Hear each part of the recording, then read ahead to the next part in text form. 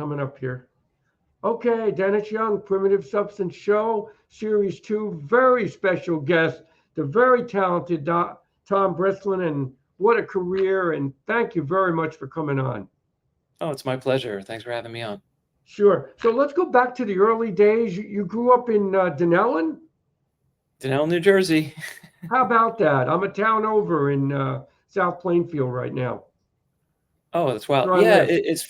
it's funny. Someone recently asked me what it is about all these New Jersey musicians that Yeah, keep doing all these things, and I was thinking Dunellen is a perfect example of a place that's, within striking distance of New York City, and yet right. there are a lot of basements and a lot of garages for people to form bands. How In about fact, I think that? on the street I grew up with, there were like 5 bands. Wow, how about Yeah. that? Well, they had Roxy and Dukes there. I think it just closed, but that was So, like a unique little club. yeah, sadly it's no more, but yeah, I like that place. It was a sort of an unexpected treasure It to have this was. place. Yeah, this place where you could basically make any kind of music It and it had would be this real welcome. vibe that was great in there, but oh well, time marches on. So you started with the band You Were Spiraling, right? Is that the first group you were involved That in? was a band, one of my first groups that I formed. It was in college, originally called You Were Spiraling. Eventually, we shortened to name the Spiraling when we Okay. kind of became more focused as a band because there were a lot of stylistic directions we were going in at one time. That's kind of what the name implies, that we were just going Okay. around and picking and grabbing from all different genres. And this was the music that I was writing, and Okay. eventually it became sort of apparent that I would become the lead singer. So singing was something I did a lot later than playing keyboards and playing piano. But Right. I just started working on that, and I was writing all these very personal lyrics, so it kind of made sense that I would be singing them eventually. You know, a small story is I saw you play in Metuchen with that band at this tiny little historic house off of Main Oh, Street. It was yeah, a the old fantastic, Franklin Schoolhouse. yes, it was fantastic. You were like, you were you were amazing on keyboard, and then there was a band Skeleton Breath that played Okay, with you that day. They were really unique, but yeah, that's when I first saw you play. So it yeah, was it was really something. That yeah, was a that was while part of back. the New Jersey prog house scene. That's Um, right. they That's and right. uh, And it's funny because Spiraling, we never set out to be a prog band, but because of my other associations, the groups I played with, we got into that community, and they were pretty welcoming of us, even though some of the stuff we were did would a little bit more be on the synth pop side or the Right. modern rock sort of thing. But we definitely had some uh, prog in the DNA of the band. And then you moved on. What did you do after that? After spiraling, you moved on to Glenn Burtnick and Meatloaf. Was that some of the next project? What was next after that? Both of those artists I was playing with concurrently with Oh, Spiraling. okay. I was just sort of insatiable for music and would play wherever I could. And I got connected with Glenn Burtnick just after I got out of college at Oh, William Patterson. wow. And we played together for years and still do for his Christmas concerts Oh, and things like yeah, that. that's right. And it was Glenn that connected me with Kazim Sultan, who was Meat Loaf's musical director in the late Oh, 90s. wow. Hmm. And so I got the audition and played with Meat Loaf initially for about 3 years, Oh, and then wow. I came Hmm. back for his final tour in 2016. We didn't know it would be Okay. his final tour, but yeah, we did that. But it was a very interesting experience to have done something in my early 20s and have this Right. real rock and roll experience, Oh, and then come yeah. back so many years later, and it was like That's it's like one of those amazing. things, And to get like that time gig travel. too must have been something because that he was a really a hot commodity back then, and I'm sure he still would be today if he was still playing. You know, it was, especially in the piano department and keyboards, there's a lot going on, and Oh, I it's a very know. it's like Jerry Lee Lewis, kind of just rock and roll, full steam Right, ahead, right. and all the over dramatic ballads, and it was Oh, awesome. yeah. Really a lot of fun. And then that's what led to Yes. Oh, yeah. That was amazing. That I really got to talk to you about because I was really when I saw the video of you with the symphonic. Yes, it was guy. wow, I know this guy. And so playing with those legends must have been unbelievable. Yeah, that it was like I say it's like a dream I never knew I had because Wow. you know How'd you just meet like maybe those guys? How did you meet the guys from Yes? at the time they were managed by Meat Loaf's management. And Ah, so okay. some of the people from management had seen me play with Meat Loaf, and we got to talking, and they learned that I was raised on this progressive rock, and Yes was the band that I had the posters up on Oh, the okay. wall. And I was Right. learning Roundabout when I was a kid and all this stuff, Right. and they remembered that. And when the opportunity came to, I had to prove myself. Really, they said make a tape. They need someone for Right. one tour, and I was like, okay, one tour, that's fine with me. Oh, Um, yeah. the world tour, that is. We did a North Right. American leg and then a European leg where we made that DVD. Right. Right. And it was spectacular. The symphonic sound, it must have been absolutely amazing live, how intense it must have been to have that Yeah. and you playing with the orchestra. Yeah, it And there was was a, definitely all the prog excess, right? and yes, and all those difficult parts that, Rick Wakeman came up with and Patrick Moraz. I mean, those were not easy parts to learn. No, many big shoes to fill I'm all around sure. because we But were you doing filled them. all the eras, really. Are you in touch with any of those guys anymore? I mean, you still keep in touch with the members of the band that are Sure, left? I just saw John Anderson perform with my friends, the Band Geeks, and that was Oh yeah, phenomenal. they're great. Yeah, they're really doing a great job with the music, and I'm really happy for all of them. And they really copy it to a T. I mean, they have it down pat, the songs. They Well, that really was always do. that was always the thing with Band Geeks, right? They always created these Yep. faithful renditions of classic tunes. I got to tell you a small story. You remember Vintage Vinyl in New Sure Jersey, the do. record store? It closed a couple years ago. So I had the Oh, pleasure, Chris Squire stopped there once. oh And it wow. was the funniest thing. I don't know if he was drinking that day or what was going on, but he was acting kind of strange. But he walked in with this crazy hat on, and I think it was Sin, the band. I guess he was promoting the band before Yes, and they did a little set, and it was really something to see. That's wild. Yeah, I have a good vintage vinyl story actually. Oh, you It do? was during the pandemic is when our latest Kansas album, The Absence of Presence, was released. Okay, And we released all different editions. We had a storybook edition, obviously the CD and surround on DVD, and then there was right. like the different color vinyl editions. And I was Oh, okay, determined, as this was my first album with Kansas, I wanted to get them all. I wanted to get all right, the right, editions, right. and of course I got several of them when the album came out. But there was one edition I forget which color vinyl it was, but it was exclusive to independent record stores. Oh, how about that? So I went to Vintage Vinyl and they had just reopened, but it was at the time when businesses would have the plastic sheeting around so everyone could be safe. It was like really in the heart of 2020. Right, And there were a few people in the store, and I was determined to find the indie record exclusive right. edition, and I got it. And I asked the the man working there, I said, "Oh, have you heard this album yet?" That's funny. And Did he's they like, know "Oh who no, you is it were? any good?" I'm like, "I should hope so because I'm on it." Oh, that's great. They And must have been like shocked. they thought it was a little funny that I was buying the album that I was on, but I was like, I explained, I was like, "Well, I have all the other colors, and How I about want this that? vinyl, and one day I'll set them all up on display." Oh, that's funny. Now you did something with Cyndi Lauper too. Did you tour with her? I was Debbie Harry's musical director and keyboardist for a couple of her tours in How about 2007. that? Yeah, Wow. so and several of the members of Spiraling, I got involved in that too. She had done a solo album called Necessary Evil Okay. and wanted to put a band together. And the first tour that we did was on Cyndi Lauper's True Colors Tour Festival, which had Oh, how many about bands. that?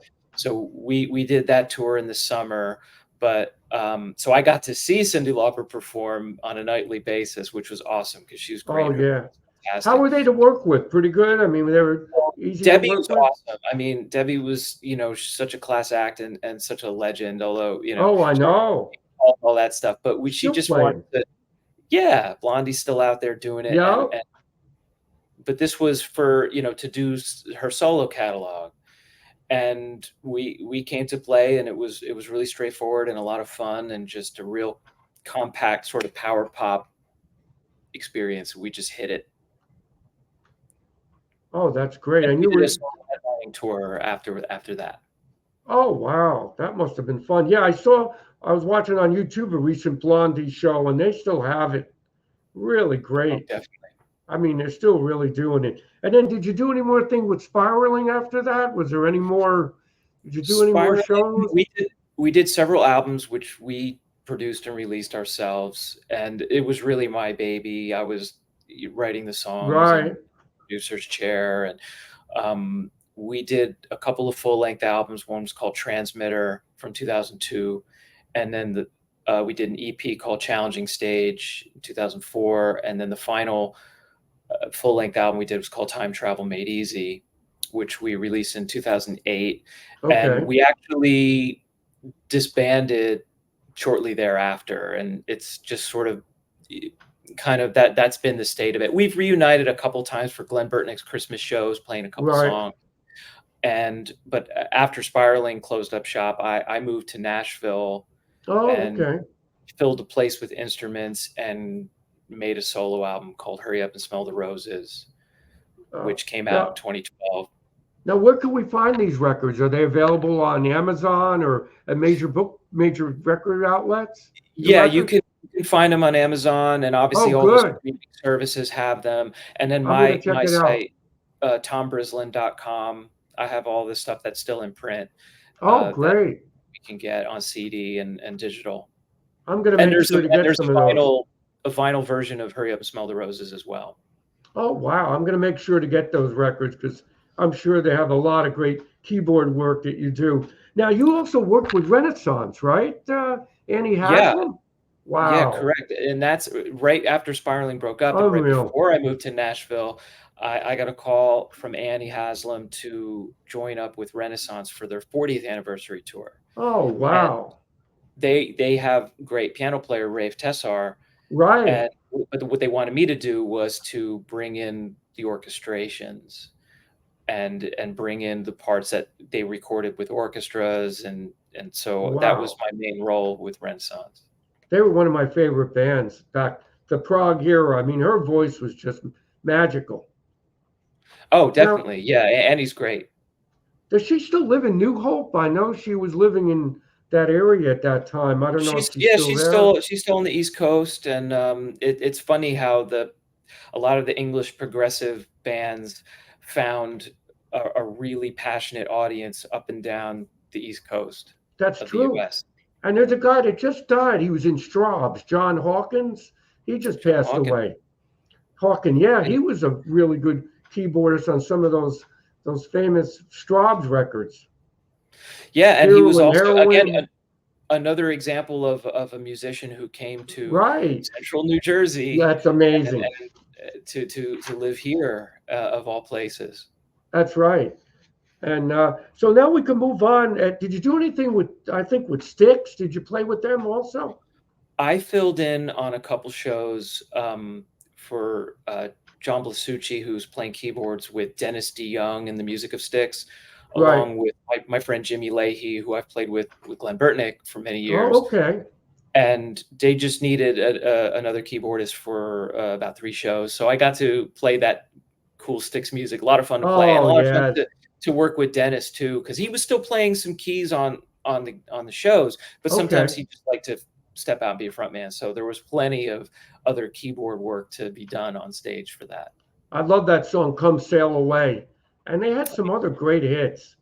I mean, those are, Yeah, you're gonna have. I mean, and lots of stuff to do on piano and keys with this music, so it's never a dull moment. oh, that must have been great. And then moving on here, Innovation of Knowledge. I think you played with the current bass player with Steve Hackett. Is that the gentleman? Yeah, Jonas Reingold, Yeah, he's who, great. yeah, so we've worked together in several contexts. Actually, back Oh, in, I think it was 2005, Spiraling played on a festival called Cal Prog in Whittier, California. Got And it. the Flower Kings were also on that festival. Oh, And they're very Royna good. Stolt is the leader of the Flower Kings and the main composer, and Jonas Reingold was the bass player. And so we struck up a friendship all the way back then, and would sort of keep in touch, and they're just like passionate about music. They've got so many projects going, they're always writing music. And in 2015, Royna contacted me and said, "Hey, I'm doing an album with John Anderson, and we want to get you Oh, on keys for that."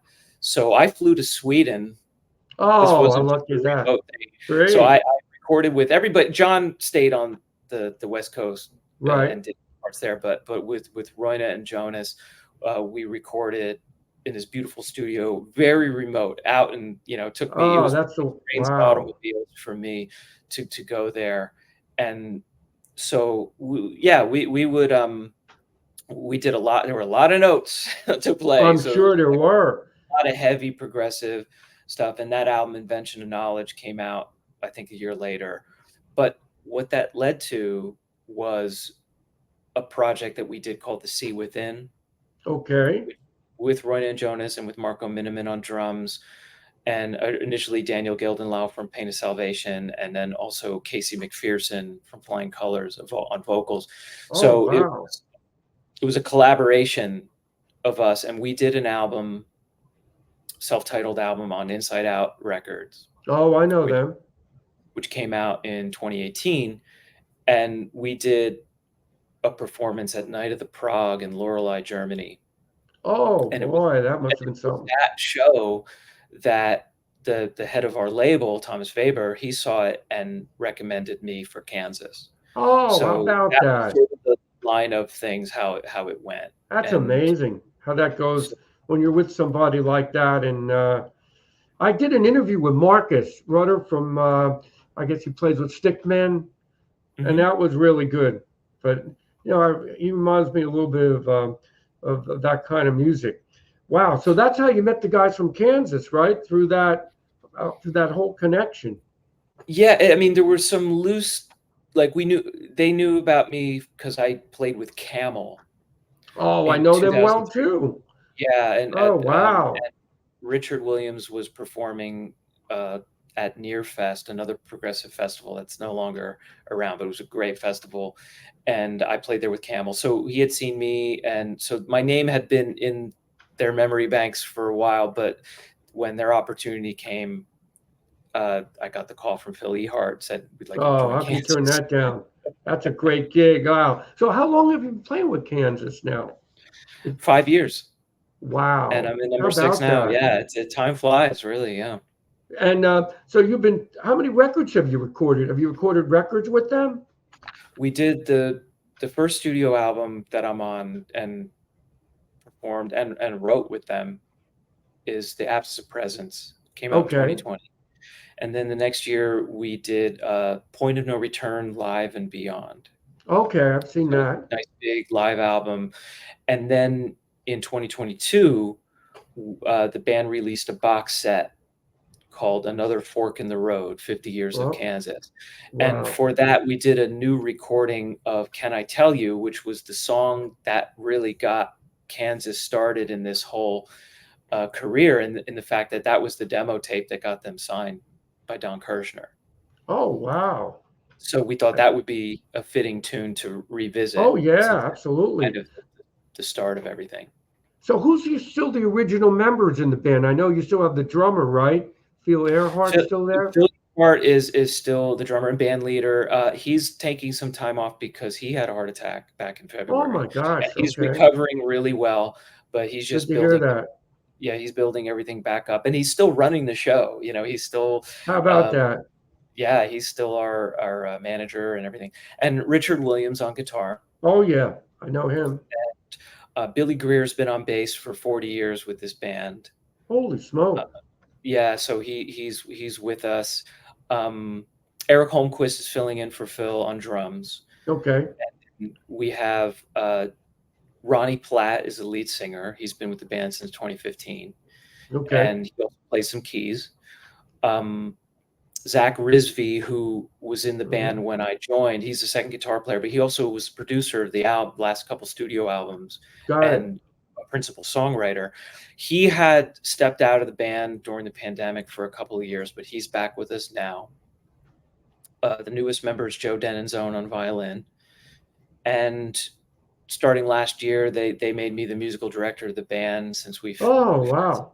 some changes and things, and just Right. to keep things going on the musical front. And we started the 50th anniversary tour last year, which is going really well. Wow. And as we speak, we're doing what we call Kansas Classics, which is 90-minute show, a lot of the hits and things, a couple deep cuts, but Right. it's things that we do during the summer. And then in the fall, we'll kick back into the 50th anniversary show. Well, I think people want to hear this anyway. They want to, they know Kansas for so long. You got to play the hits. That's Yeah, important. and the hits are fun. And one of the things I think is one of the superpowers of this band is that there are these big hit songs and these big hooks and these songs that Yes, have touched people for so long, and yet there's also this really deep side of the group that we can dig in musically I and know. lyrically. I And watched some of the video, yeah, from your recent tour, and it's intense. You have some really yeah, intense, it's just a lot of flavor. a lot of prog moments, a lot of soft moments. I mean, it just has a whole spectrum of great music. It really Yeah, I does. was when I got the gig, I had a few private students, and one of them was saying, "Oh, this should be an easy gig for you." And he was just thinking of Dust in the Wind and these gentle acoustic Right, songs. right. Like, I said, you got to listen to the albums. Like, Yeah. this is music that you could really sink your teeth into, and keeps us on our toes constantly. Oh, absolutely. Being a This is no musician, I playground. could hear that. Yeah. Being big into prog, I know when it's really good. Well, let So me let's ask you go. something. I want to ask you Sure, something. So you sure. mentioned that you were big into prog, but you Yes, made your mark in like that no wave yes. theme, right? Like the with liquid. Like Yep. I want to know about that. Like, tell me, like, Okay. were you guys all into the prog stuff, or were you in like sort of No, no. These guys were retaliation into. to that, I right? I was big into Can at that time, Oh, and I was okay. listening to early Genesis, early, yeah. These guys were into more punk, um, Public Image, James Brown, Fela. So they came from that background. So I came from more of a prog type of background, but I guess I kind of blended in, trying to introduce them to some of those type of brands, and it might have influenced our sound a little bit. Well, Because I'm glad to hear that, because the mainstream music press always pitted the genres against each other. right, Punk hates the prog, and prog hates this, and this disco doesn't like that, and it was like, but in my experience, the musicians were so into so many things. right, And I would meet guys from the downtown scene in New York, and they were talking to me about Roxy Music or right. Genesis or something. And so I felt like that the media always portrayed it a lot more adversarial than it was. It was more about experimentation and trying to just come up with something cool, no matter what it Yes. was. Well, what helped That was my me, experience. there was a store in New Brunswick called Cheap Thrills. Oh yeah. Have you heard of Cheap Thrills? Oh, I used to shop there. Yeah. I used to go there all the time, and they had these cutouts, like from Europe, all these amazing bands for like $2. Von der Graaf Generator and Klaus Schultz and Can and early Genesis. So that was really absorbing all that kind of music. So that kind of really helped me. I really wanted to be like a prog drummer.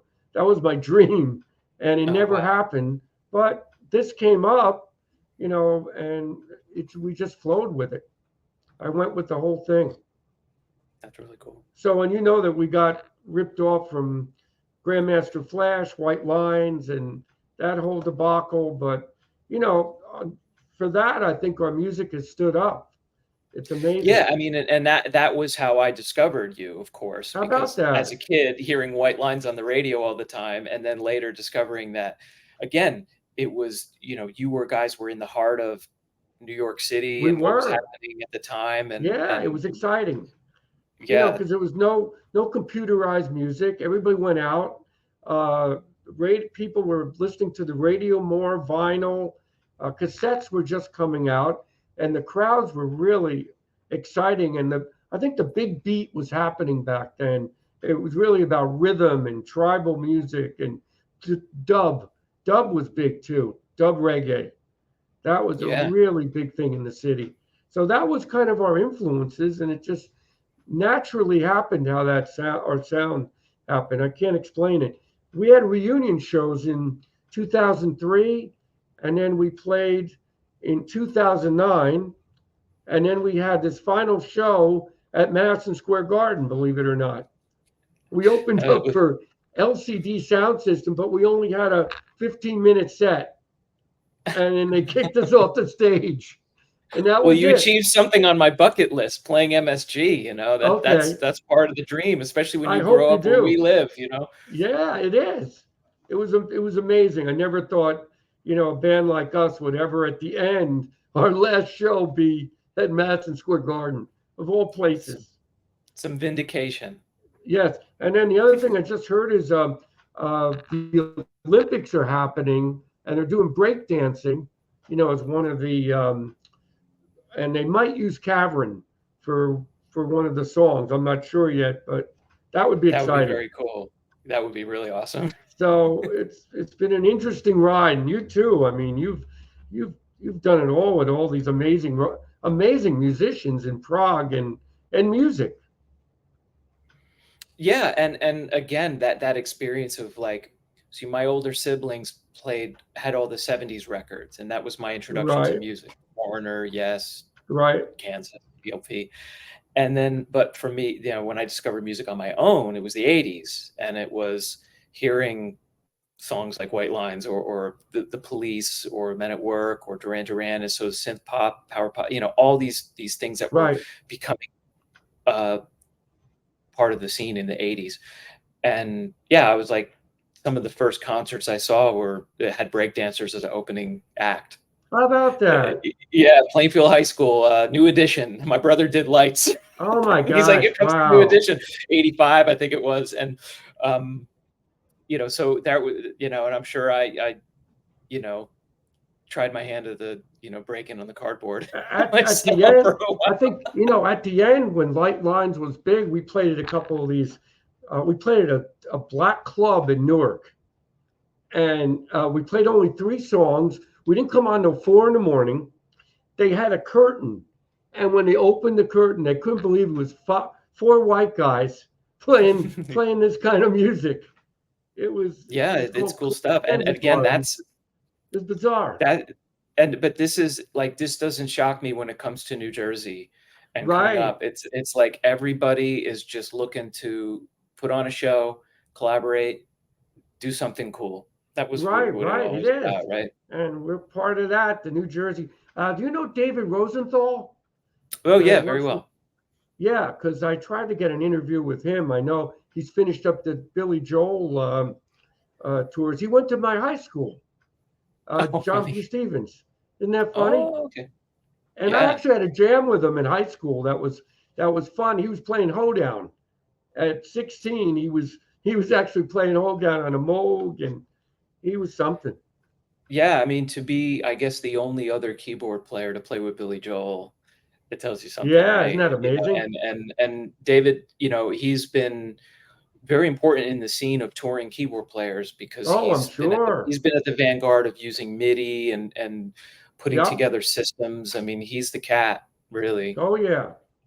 And you must have quite a rig yourself, right? Do you have things underneath the stage, or do you have everything Not programmed? underneath, but I'll talk about that. So for Kansas, I carry 4 keyboards on stage plus computer. And so one is primarily for piano. Okay. One is one of the modern Hammond organs, but we have a real Leslie speaker that's behind the stage. Okay. And then I have 2 synthesizers. And then they're all connected to the computer, and any keyboard can play any of the other keyboards through MIDI or play sounds off the computer. But I'm still, tweaking the rig because a couple weeks ago in Canada, we were playing a festival in Quebec City in front of 10,000 people, and my digital piano failed. It stopped Oh, working, okay. and I was a sitting duck. I mean, I played the Yeah. stuff on the organ instead. That was sort of the backup plan, but I realized that I gotta have a better backup plan. And, Yeah. talking about David Rosenthal, he has a completely redundant setup that he can flick a switch and then go to system B. Right, I right. My system's a bit more lean, so I have to find other clever ways of doing it. So I'm incorporating some new, keyboards Oh, good to hear that. that can back up. My goal is to have something that can back up anything should it fail, Right. and get through the show, because especially when we're playing in a festival, there's no time to like have somebody bring up a new keyboard and you know No, I'm sure. connect it and all that. No, you have to just go in the moment. You have to land on your feet. Anytime you're dealing with technology, you got to have a backup Oh, plan. yeah, absolutely. You never know when something's going to fail or go out, and then you have to have a backup plan, especially your shows. You have really big concerts, right? You're playing what, 8, 10,000 people, right? Yeah, I mean, we play. We're playing every week throughout the year. That's kind of the way that Kansas works. We're not living on a Okay. tour bus for a couple months. We go home, Okay. we come out, play 2 3 shows, go That's home. nice. So it's a best of both worlds. We get to be That is good. get to have like a humane home life and Right, also right. Oh, be good to touring. hear But what that. happens, but due to that, we're working pretty steadily throughout the year with a couple, weeks off here and there. But it's consistently playing to theaters and like in the summertime festivals and things like that. So yeah, we have to be ready for anything. Right. So where can we find all your music again? On your website or Yes, and okay, great. the main way to connect with me is to go to tombrislin.com, Okay. and I have all my social links at the bottom of the page, my Okay. Facebook, my Instagram, YouTube, etc. But tombrislin.com is also where you can find the tour dates for Kansas Great. and where to find my music and the music of the artists that I've worked with. So that's really the best way to do it. I want to see you the next time you play in New Jersey. I want to see the Kansas show. I don't know if you plan to play anytime next year in the area, but I'm going to try to make the show. Yeah, kansasband.com is another place to Okay. find the tour dates. But like I say, they're always on my site as well, so people can find out where we're playing. And it's mostly the continental US, but occasionally we go up into Canada, and there's Okay. always talk of touring abroad. But we've got a lot of tour dates coming all through the end of the year and into Oh, 2025. great. I got to tell you one other thing.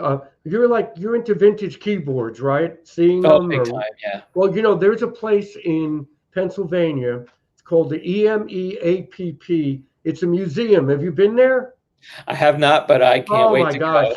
you got to go. It's got Keith Emerson's modular synthesizer there. It's got all this, vintage stuff that you would never believe.